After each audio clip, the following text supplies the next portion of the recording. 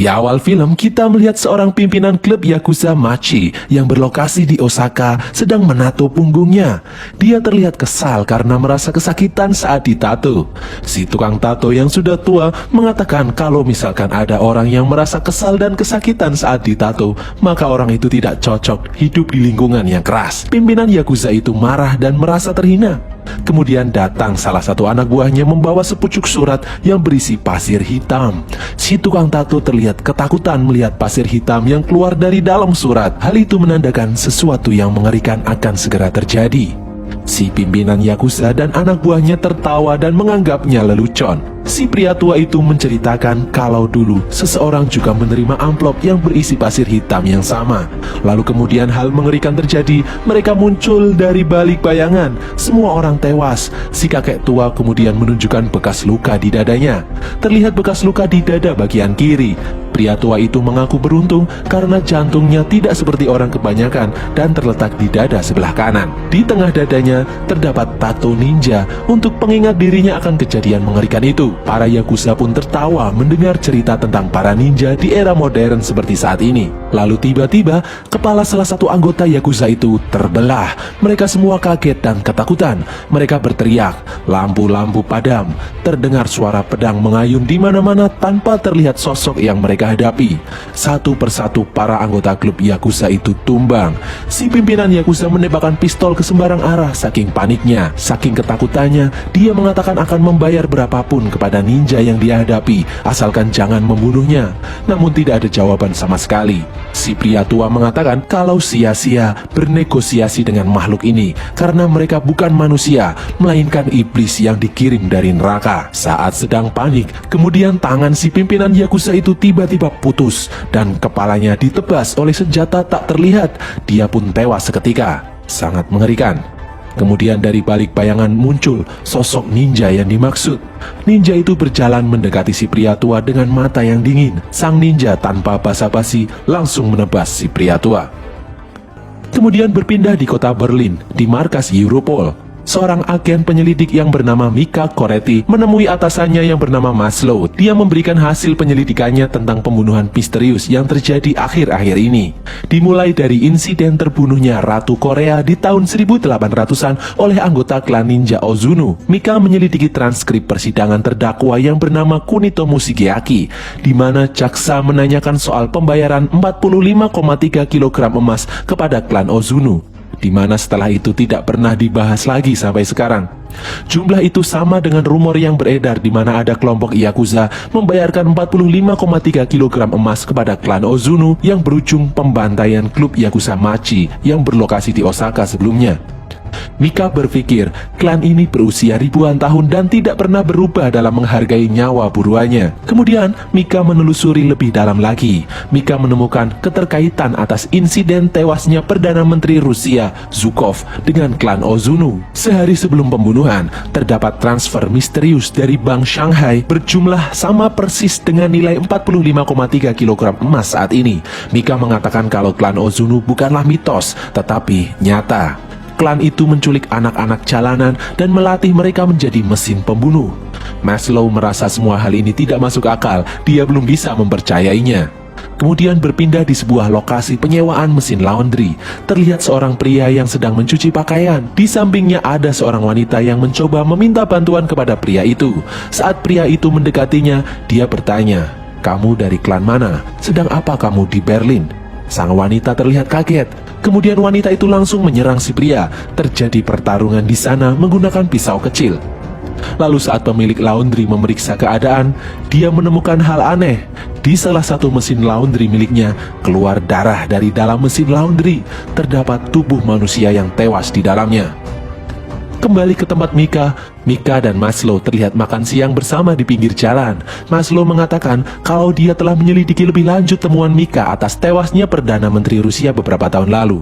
Dengan informasi jaringan KGB Rusia miliknya, dia menemukan sebuah laporan milik agen KGB berpangkat tinggi yang bernama Alexei Sabatin. Laporan itu membahas kemungkinan beberapa pembunuhan politik dilakukan oleh jaringan kuno yang canggih yang disebut 9 klan. Mika bertanya lalu bagaimana nasib Alexei Sabatin. Maslow mengatakan kalau agen itu diusir dari dinas dengan alasan gangguan mental. Mika akhirnya lega. Maslow percaya dengan hasil penelitiannya. Berpindah ke pria yang tadi terlihat di tempat laundry. Dia bernama Raizo. Raizo memasuki apartemen miliknya. Di dalamnya terdapat berbagai persenjataan ninja. Raizo adalah seorang ninja. Di dalam apartemen, Raizo teringat dengan masa lalunya saat pimpinan klan Ozuno, Lord Ozuno, memperkenalkan dirinya saat masih kecil di hadapan anak-anak murid klan Ozuno lainnya. Di memori yang lain, terlihat Lord Ozuno menyuruh para murid untuk menguasai tubuh mereka. Rasa sakit, lapar, haus, termasuk anggota tubuh, darah, dan kulit adalah hal yang harus dikuasai. Kemudian Ozuno terlihat menyayat telapak tangannya dengan pisau. Lalu kemudian dia menggenggam tangannya dan mengucapkan beberapa mantra ninja. Lalu saat dibuka, luka sayatan di telapak tangannya telah hilang, sembuh dengan sendirinya. Itulah kekuatan klan Ozuno. Itulah jalan ninja mereka. Siang harinya terlihat Raizo telah berhasil melumpuhkan temannya di dalam sebuah pertarungan. Ozuno mengatakan kalau hidup adalah pertempuran. Raizo yang tadinya anak jalanan yang dibuang orang tuanya, dia berjuang bertahan hidup hingga akhirnya bisa menang. Karena dalam pertempuran saat melawan musuh harus tanpa keraguan atau belas kasihan. Untuk bertahan harus belajar untuk tidak takut. Raizo dewasa selalu berlatih menguasai tubuhnya. Kemudian memori kembali ke masa lalu di mana Raizo kecil harus berjalan di lantai khusus agar bisa berjalan tanpa suara. Saat Raizo kecil gagal dan lantai itu mengeluarkan suara, Ozuno kemudian memukul kaki Raizo kecil hingga berdarah-darah. Malam harinya, Raizo kecil tidak bisa tidur karena kesakitan. Lalu terlihat salah satu teman Raizo yang bernama Kiriko mengobati luka-luka di kaki Raizo. Luka-luka itu masih membekas hingga Raizo dewasa. Di lain tempat, Mika menemui istri dari Alex Sabatin, agen KGB yang membuat laporan keterkaitan kematian Perdana Menteri Rusia dengan 9 klan. Istri Alex mengatakan kalau dulu laporan Alex menimbulkan masalah pada karirnya. Setelah laporan Alex mencuat, terlihat sikap Alex tidak seperti biasanya. Alex terlihat ketakutan. Dia memasang kunci di setiap celah rumahnya. Alex memasang kamera dan sensor gerak di segala tempat. Alex memasang lampu-lampu di mana-mana. Tidak boleh ada bayangan, kata Alex. Suatu hari, ada seorang pria datang ke rumah Alex. Mereka berbincang sesaat, lalu pergi. Istri Alex mengatakan kalau Alex dulunya seorang prajurit anggota intelijen Rusia. Alex bukanlah pria yang mudah takut. Lalu saat istri Alex menemui suaminya, terlihat ketakutan yang sangat terpancar di mata Alex. Lalu Alex berdiri, mengatakan kalau Alex sangat mencintai istrinya. Istri Alex mengatakan bahwa Alex sudah meninggal. Sebelum dia meninggal, terjadi insiden lampu mati, dan istri Alex tidak mau melanjutkan ceritanya lagi. Istri Alex kemudian memberi Mika berkas penelitian yang dulu ditinggalkan oleh Alex. Di rumah, Mika membuka berkas milik Alex. Di sana terdapat berbagai macam bukti kalau para ninja itu nyata. Lalu terdapat kaset rekaman CCTV. Saat disetel, terlihat wajah Raizo di dalamnya. Berpindah di apartemen Raizo, dia terlihat berlatih menggunakan pedang dan kusarigama. Terlihat amarah dalam diri Raizo. Raizo kemudian teringat dengan masa lalunya kembali saat dia menginjak remaja sebagai murid Ozuno. Raizo bertarung dengan teman sebayanya. Awalnya, Raizo bisa mengendalikan pertarungan, namun lawannya menggunakan cara licik yang akhirnya bisa mengalahkan Raizo. Kemudian Ozuno mendekati Raizo bahwa apa yang dia rasakan bukanlah rasa sakit yang sebenarnya. Lalu Ozuno menekan bagian dalam perut Raizo dan mengatakan kalau inilah rasa sakit yang sebenarnya. Raizo terlihat berteriak kesakitan. Ozuno menyuruh Raizo untuk bertahan dari rasa sakit itu. Hingga malam tiba, rasa sakit itu tidak hilang. Pagi harinya saat Ozuno menemui Raizo, terlihat Raizo sudah bisa menguasai rasa sakitnya. Berpindah ke tempat Mika, di kantornya, Mika ditemui oleh agen Zabransky. Dia menanyakan apakah agen Maslow bertingkah aneh belakangan ini.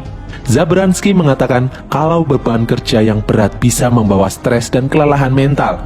Mika kemudian menemui Maslow. Ternyata Maslow juga ditemui oleh agen Zabransky dan menanyakan hal yang sama terhadap Mika. Mika mengatakan kalau ada pihak yang mengawasi mereka dan tidak ingin mereka melanjutkan penyelidikan tentang kasus 9 klan ini. Maslow mengatakan kalau kasus ini bukanlah kasus sembarangan. Banyak orang-orang penting dunia terlibat di dalamnya. Klan-klan pembunuh itu dilindungi oleh oknum-oknum penguasa. Maslow kemudian menyuruh Mika untuk lebih berhati-hati.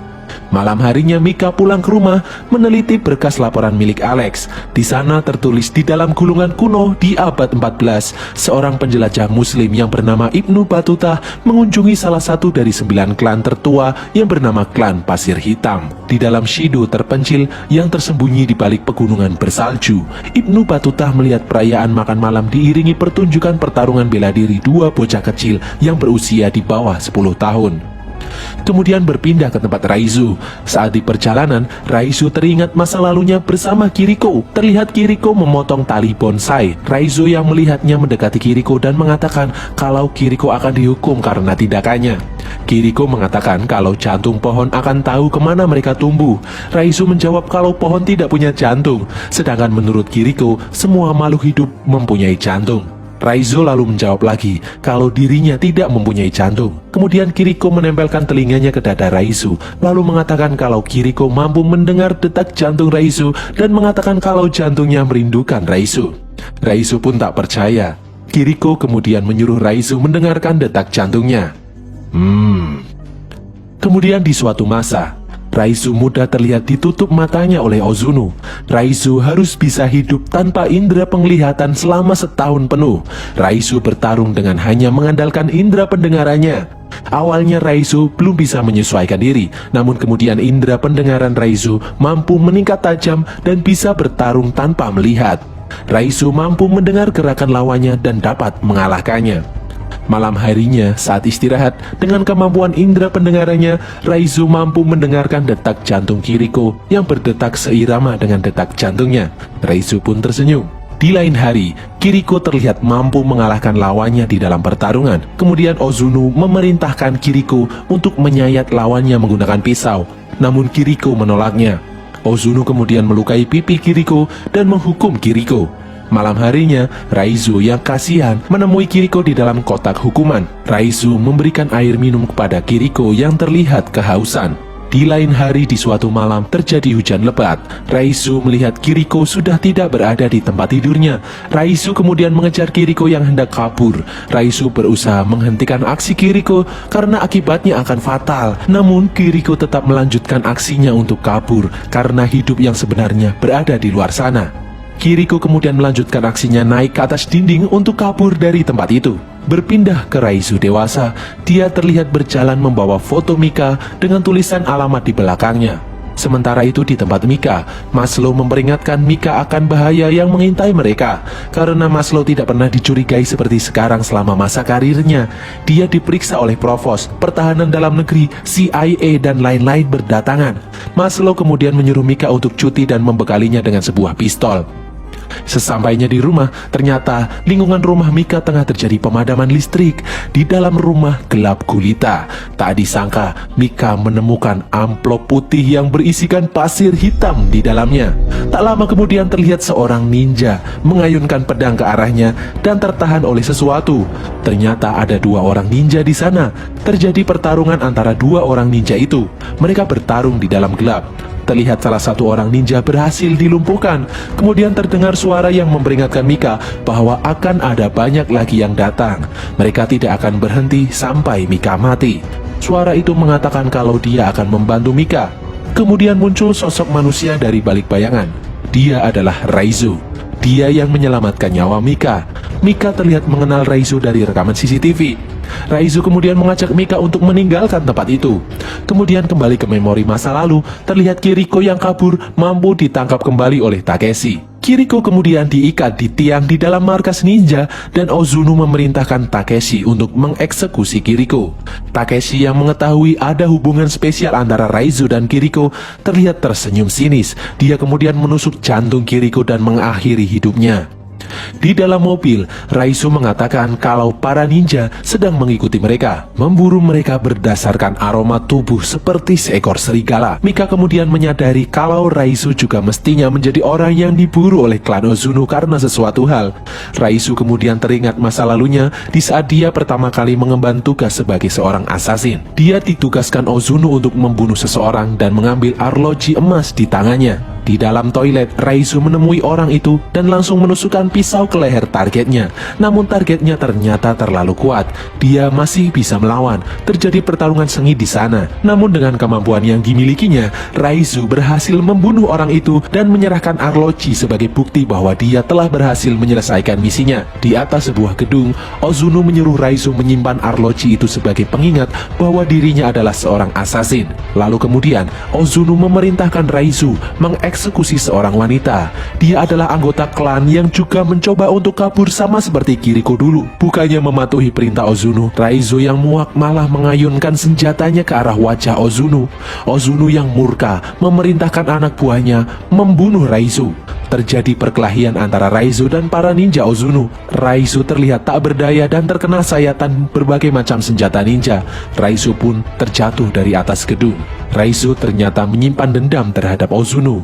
Raizu dan Mika kemudian masuk ke sebuah penginapan. Raizu menyuruh Mika untuk mandi tanpa sabun dan mengganti bajunya. Setelah selesai, Raizu membawa rokok di dekat tubuh Mika agar aroma tubuhnya berganti. Lalu, mereka melanjutkan perjalanan. Mika kemudian mengajak Maslow untuk bertemu di tempat yang tersembunyi. Raizu kemudian merasakan kejanggalan dan memperingatkan Maslow bahwa akibat ulahnya akan banyak nyawa berjatuhan. Mika terlihat bingung. Lalu tak lama kemudian muncul banyak sekali tentara dari berbagai sisi menyetrum Raizu dan menangkapnya. Maslow membawa Mika dan Raizu ke sebuah markas rahasia dan mengikat Raizu di dalam sebuah sel. Mika yang kebingungan meminta kejelasan kepada Maslow. Maslow mengatakan ada seseorang yang berkuasa memerintahkannya untuk menangkap Raizu.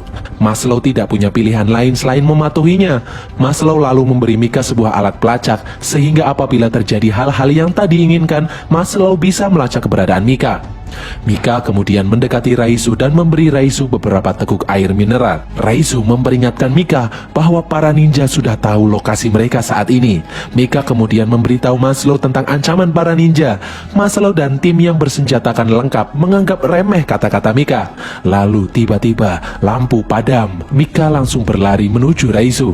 Di dalam kegelapan, para tentara berusaha mencari tahu apa yang terjadi. Di atas mereka telah bersiap-siap para ninja menyerang para tentara itu. Satu persatu tentara itu tumbang, diserang oleh para ninja yang bergerak dalam gelap. Para ninja juga terlihat menyerang tentara yang ada di dekat Mika. Lalu Mika mengambil kunci sel di tubuh tentara yang tewas dan membuka rantai yang mengunci Raizu.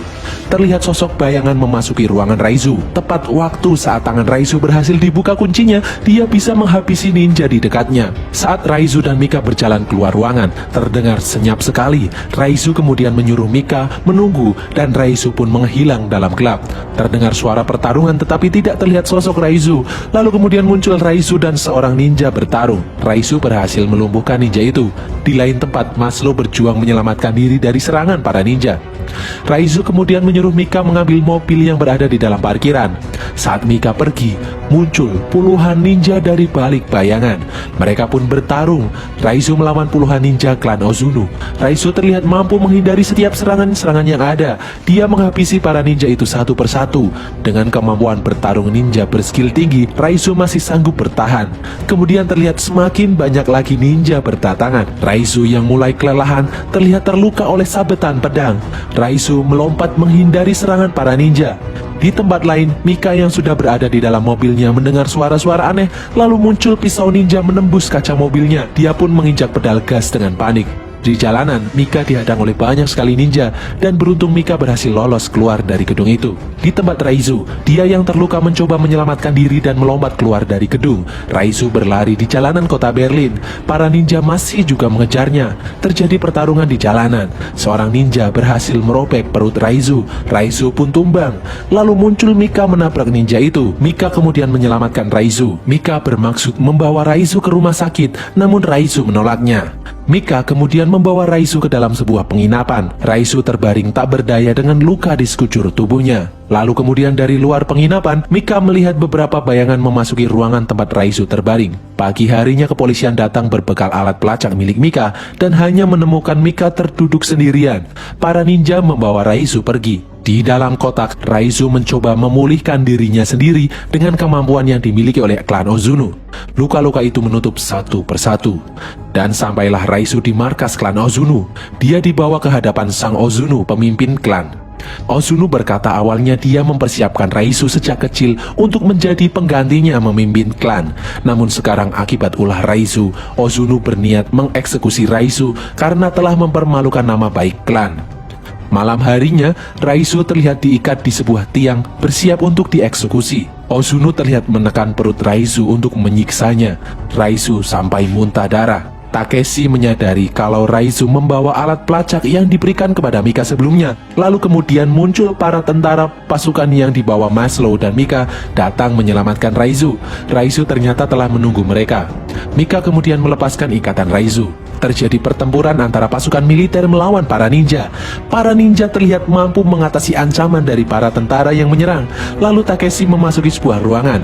Di dalamnya sudah terdapat Raizu dengan dua pedangnya siap bertarung. Takeshi menyuruh 4 rekannya menyerang Raizu. Lalu terjadi pertarungan ninja tingkat tinggi. Raizu terlihat sanggup menumbangkan mereka satu persatu. Lalu kemudian giliran Takeshi yang melawan Raizu. Takeshi terlihat cukup kuat. Mereka berdua bertarung di antara kobaran api. Raizu mengingat bahwa yang mengeksekusi Kiriko adalah Takeshi. Raizu terlihat marah dan menyerang Takeshi bertubi-tubi. Takeshi yang tak berdaya akhirnya tewas di tangan Raizu. Raizu kemudian berjalan mendekati Ozunu dan akhirnya Raizu pun bisa berhadapan langsung dengan Ozunu. Ozunu terlihat mampu menghilang di dalam gelap dan menyerang Raizu dari arah yang dia tidak ketahui. Raizu mengambil sebuah pedang dan mencoba untuk melawan Ozunu.